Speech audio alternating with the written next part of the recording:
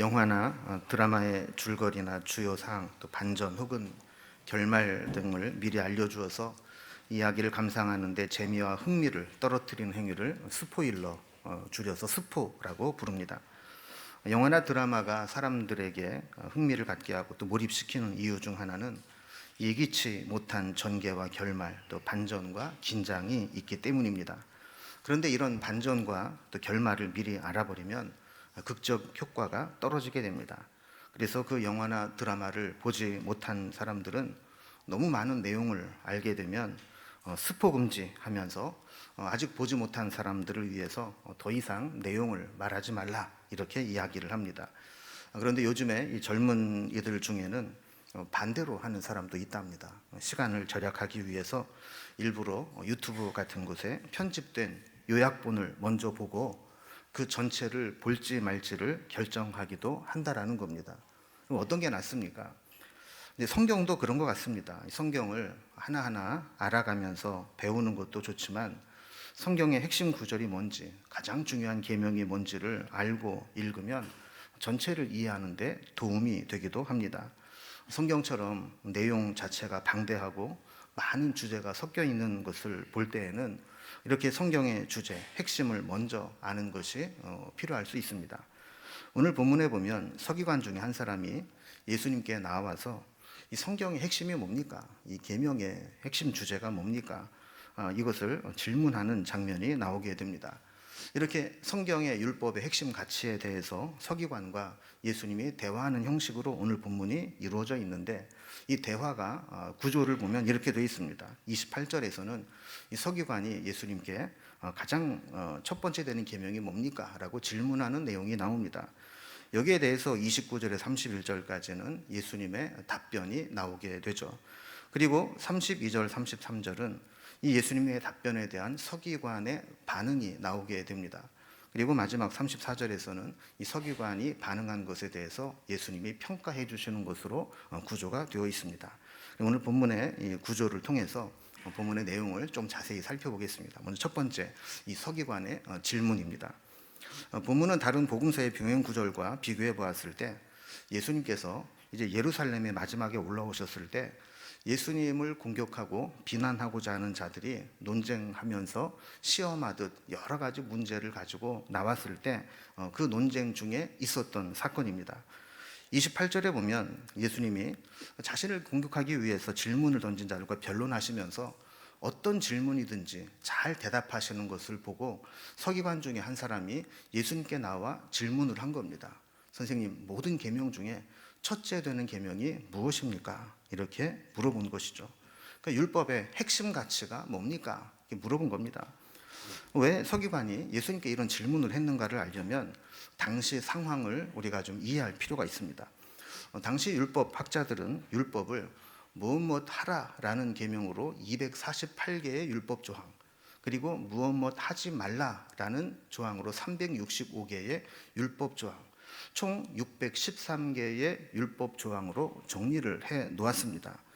왜 그렇게 했느냐? 뭐뭐 하라라고 하는 계명이 248개인 것은 당시 사람들은 우리의 신체의 장부가 248개로 이루어져 있다고 믿고 있었습니다. 그래서 그들이 분류할 수 있는 모든 신체 장부가 248개인데 우리의 온 몸으로 율법 전체를 지키고 무엇 하라라는 것을 지키며 행하라라는 의미로 248개로 무엇 하라라는 것을 정리한 것입니다. 그리고 365, 그럼 뭐가 생각이 나요? 1년이죠. 그래서 매일매일 하지 말라라고 규정한 율법들은 금하면서 율법을 준수하는 것이 핵심이다. 그래서 총 613개의 조항으로 율법을 정리해 놨던 겁니다. 근데 율법을 너무 세분화해서 이론적으로 연구하다 보니까 이 중요하다고 강조하는 바가 율법 학자들마다 다 달랐습니다. 하나님 말씀인데 안 중요한 것이 어디 있고 덜 중요한 것이 어디 있겠습니까? 그러나 당시 율법 학자들은 마치 율법의 늪에 빠진 것처럼 율법을 연구하면서 자기가 연구하는 것, 자기가 좋아하는 것이 최고로 중요하다라고 서로 강조하게 된 것입니다. 그래서 서기관 중 한 사람은 예수님께 이 613개의 율법 조항 중에 가장 첫 번째 되는 계명, 중요한 계명이 무엇인지 예수님의 의견을 묻고자 나온 것입니다. 자, 두 번째 단락을 보면 이 질문에 대한 예수님의 답변이 나오게 됩니다.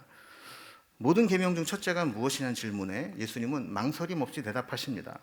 먼저 신명기 6장 4절 5절 이 쉐마의 말씀을 인용하면서 답변하십니다. 29절에 보면 이스라엘아 들으라 주 곧 우리 하나님은 유일하신 주시라 이렇게 답변을 시작합니다. 이 들으라라는 말은 단순히 청각적인 소리를 들으라는 게 아니죠. 그 말씀을 듣고 준행하고 순종하라라는 겁니다. 우리도 아이들을 교육할 때 야, 좀 엄마 말 좀 들어라. 왜 아빠 말을 안 듣고 그래? 이 말은 듣기를 거부한다는 게 아니라 듣고 말을 순종하지 않는다는 거 아니에요? 그러니까 이 들으라라는 말 자체가 히브리어로 쉐마라고 하는 말입니다. 쉐마라는 말은 다 들어보셨죠? 그래서 이 신명기 6장 5절 말씀을 들으라라는 말로 시작을 하면서 이 쉐마의 말씀이라고 하는 겁니다. 근데 유대인들은 이 쉐마의 말씀을 매일 암송합니다. 아침에 일어나면 제일 먼저 이 말씀을 암송하면서 시작하고 자녀들에게도 이 말씀을 암송시킵니다. 그 쉐마의 말씀이 뭐냐면 30절에 나옵니다.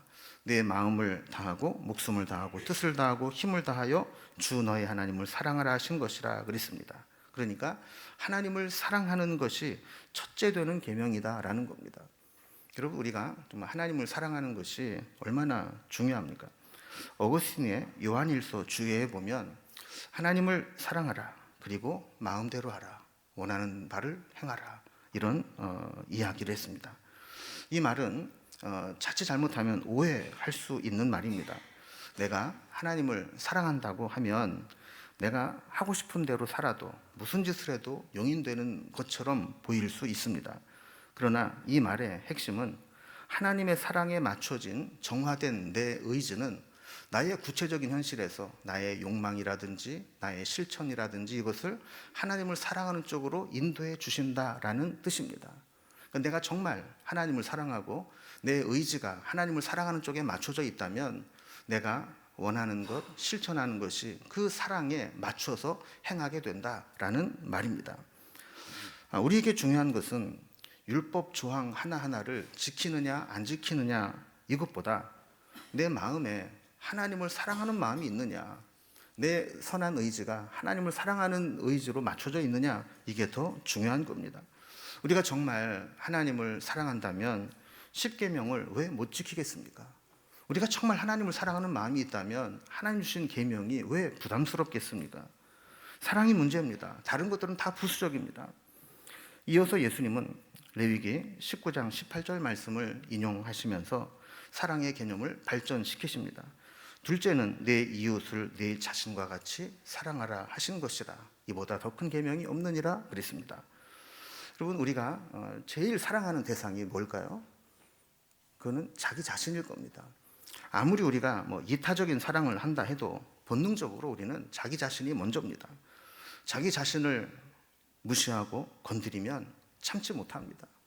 자기는 끔찍하게 아끼고 챙깁니다.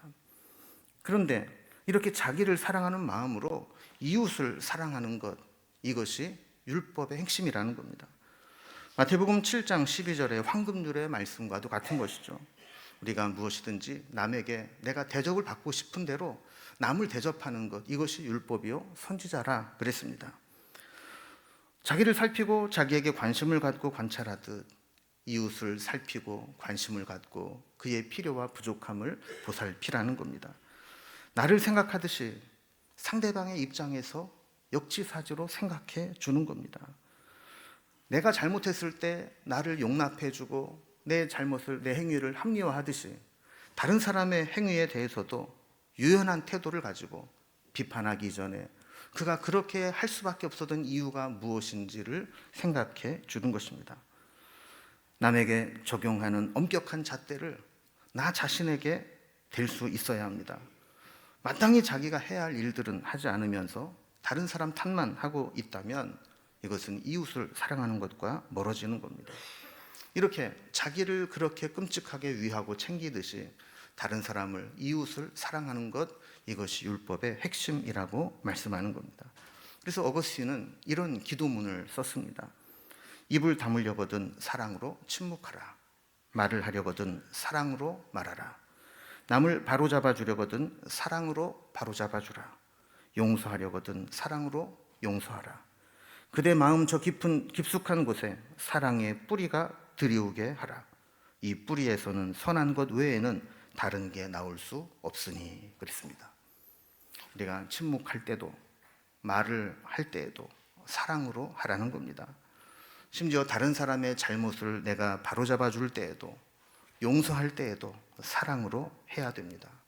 사랑 없는 침묵은 외면과 무시가 될 수 있고, 사랑하는 마음이 없이 바로잡아준다라고 하는 것은 비난과 책망이 될 수 있기 때문입니다. 우리의 모든 행위는 깊은 뿌리에 사랑이 자리 잡고 있어야 합니다. 하나님을 사랑하는 마음이 뿌리에 있다면 거기에서 나오는 우리의 모든 열매들은 사랑의 열매가 되기 때문이라는 것이죠. 이렇게 예수님은 서기관이 첫째 되는 계명이 뭐냐 이렇게 물었을 때 그것은 사랑이고, 그 사랑은 하나님을 전심으로 사랑하는 것과 그리고 이웃을 자기 자신과 같이 사랑하는 것, 이것에 있다고 가르쳐 주신 것입니다. 세 번째 단락을 보면 이 예수님의 답변을 들은 서기관의 반응이 나오게 됩니다. 서기관은 예수님 말씀을 듣고 어떻게 반응을 했을까요? 서기관은 정말로 지혜롭고 훌륭한 응답을 했습니다. 32절에 보면 하나님은 한 분이시오 그 외에 다른 이가 없다 하신 말씀이 참이니이다. 예수님 말씀이 전적으로 옳습니다. 그리고 33절에 보면 예수님 말씀하신 대로 마음을 다하고 지혜를 다하고 힘을 다하여 하나님을 사랑하는 것과 그리고 이웃을 자기 자신과 같이 사랑하는 것, 이것이 제일 중요한 줄로 압니다. 우리는 지금까지 전체로 드리는 모든 번제물과 기타 제물, 이 제사가 가장 중요하다고 여겨왔지만 그보다도 이렇게 하나님의 계명의 핵심 가치인 사랑이 더 중요함을 저는 믿습니다. 받아들입니다. 이런 이야기입니다. 이 서기관의 응답은 매우 중요한 의미를 가지고 있습니다. 이 서기관은 당시의 모든 유대인들이 가지고 있었던 유대교적 전통을 깨트려버리고 예수님의 가르침이 더 옳다고 받아들인 것이기 때문입니다. 당시 율법주의자들, 또 제사장 바리새인들은 모두 종교적 형식인 제사를 중요하게 여겼습니다.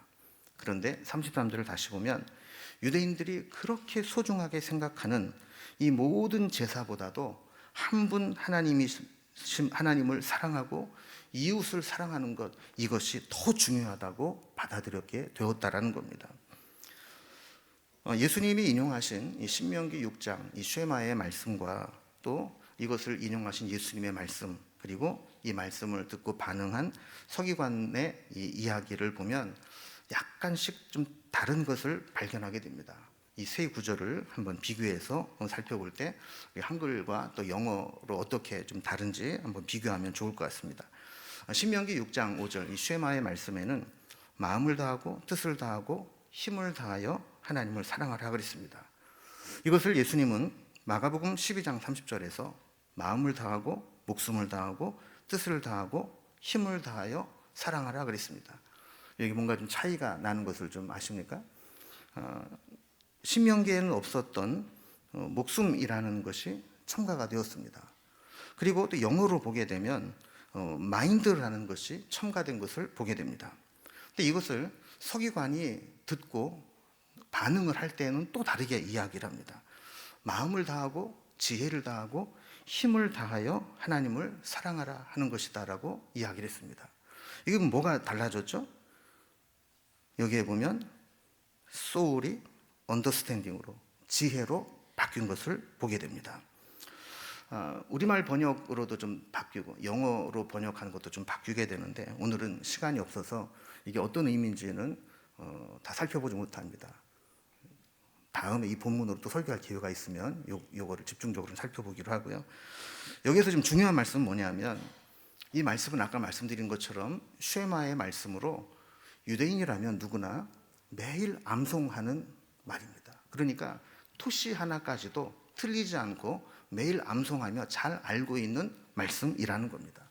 그런데 예수님께서 이 쉐마의 말씀을 인용하면서 신명기의 말씀과 다르게 말씀을 하신 부분이 있는 거예요.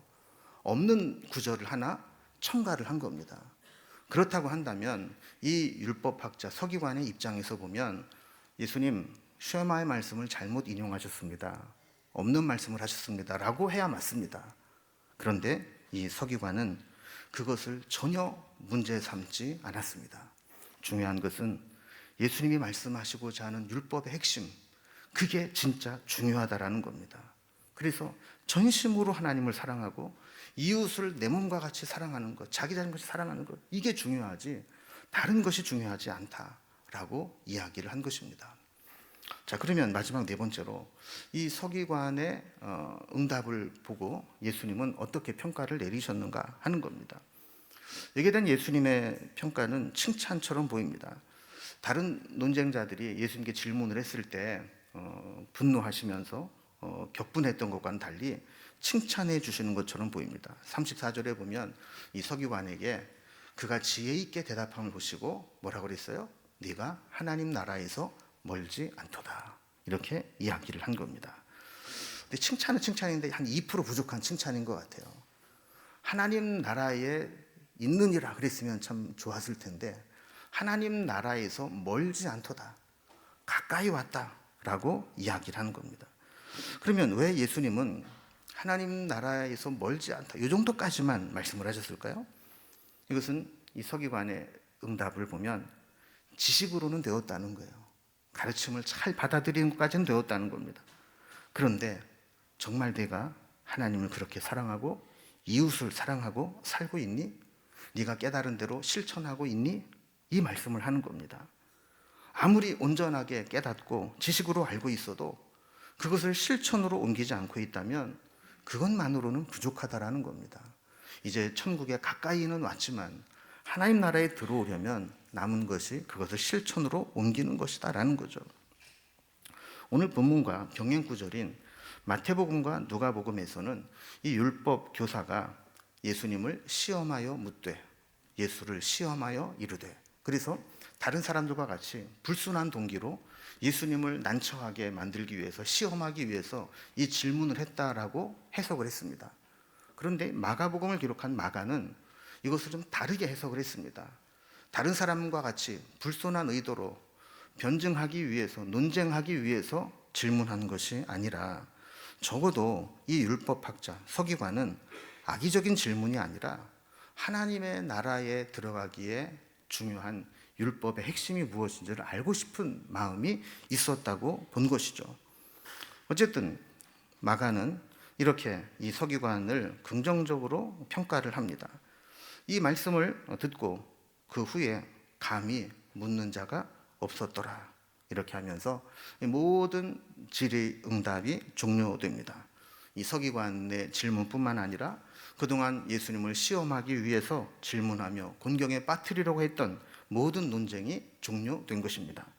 자, 그러면 오늘 이 서기관과 예수님의 대화에서 우리에게 주시는 교훈이 무엇이 있을까요? 한번 세 가지만 생각해 보려고 합니다. 첫째는 우리에게 중요한 것은 신앙의 본질과 말씀의 핵심을 아는 것이 중요하다라는 겁니다.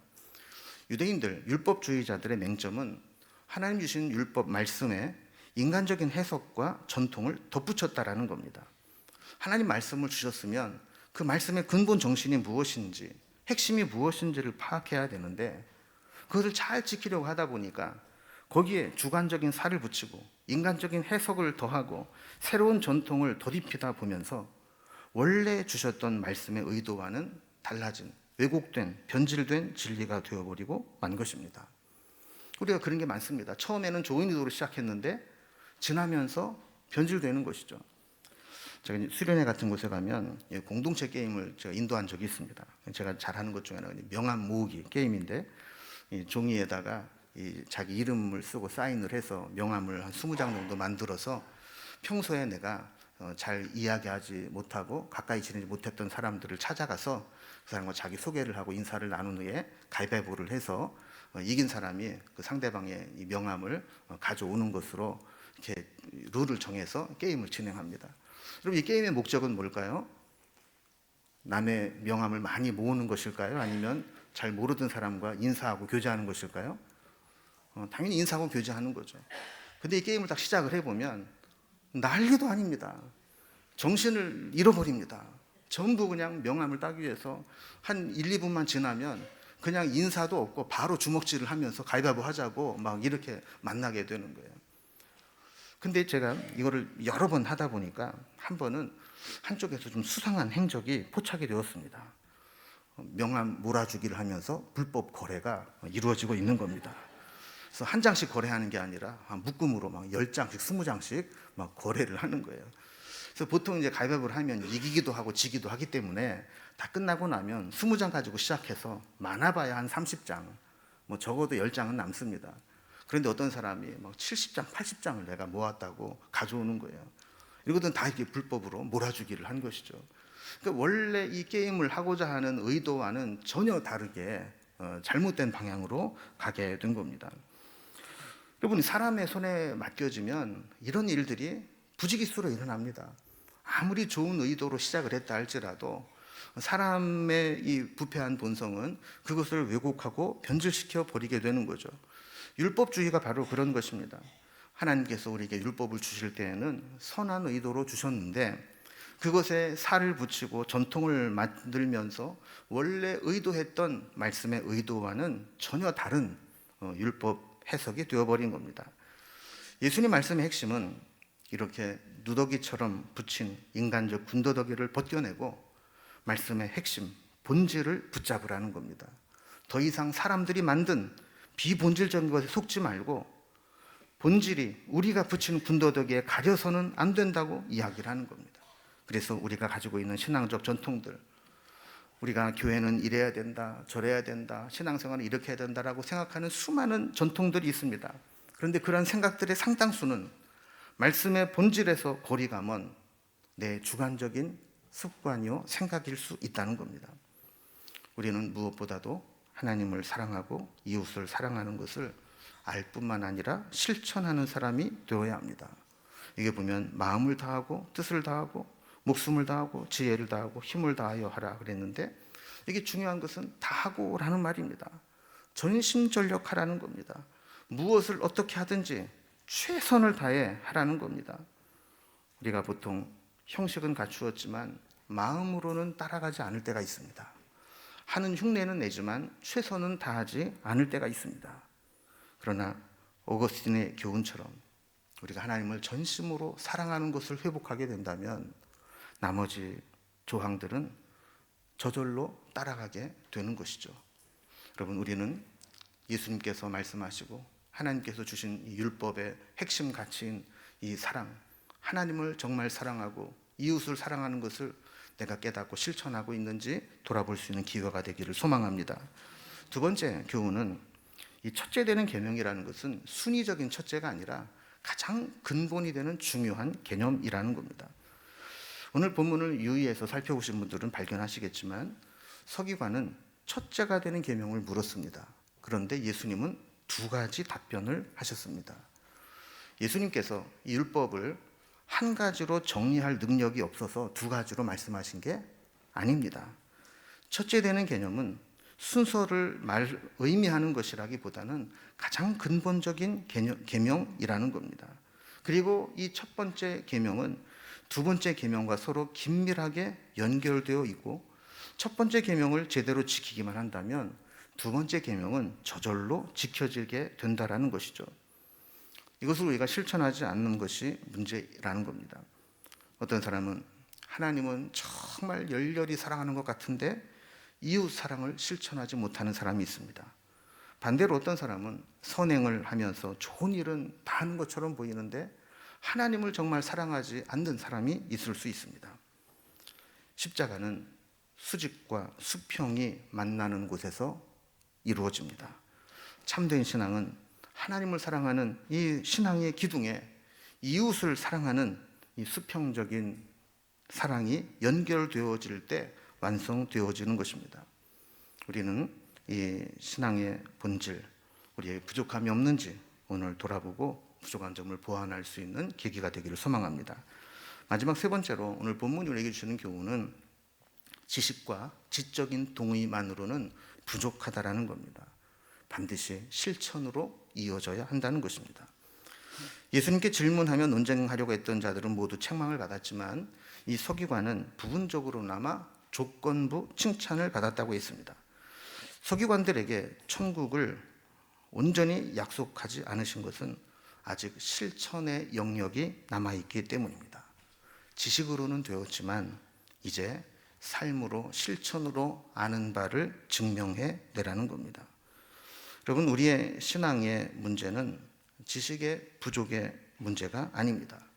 물론 지금 막 기독교에 입문한 구도자들의 입장에서 보면 몰라서 못하는 부분도 있을 수 있습니다. 그러나 신앙생활을 오랫동안 해오신 분들은 몰라서 못한다기보다는 알지만 실행으로 옮기지 못하기 때문에 못하는 것들이 많습니다. 아는 것만으로는 천국에 들어가지 못함을 보여주는 것이죠. 이제 말씀을 정리합니다. 하나님을 전심으로 사랑하고 이웃을 자신과 같이 사랑하라는 것, 이것이 하나님의 말씀의 핵심이라는 겁니다. 어떤 성경을 읽든지 하나님을 그렇게 전심으로 사랑하고 이웃을 자기처럼 사랑하라는 이 핵심 가치에서 해석을 해야 된다는 겁니다. 우리는 지금 나의 삶이 이렇게 하나님이 주신 율법의 핵심 가치에 합당한 삶을 사는지를 점검해 보아야 하고, 지식으로만 그치는 것이 아니라 또 다른 사람에게만 이 원리를 적용시키는 것이 아니라 오히려 나 자신에게 엄격하게 적용시키면서 그 율법을 지키며 실천하며 살아가는 신앙이 될 수 있기를 주님의 이름으로 기원합니다.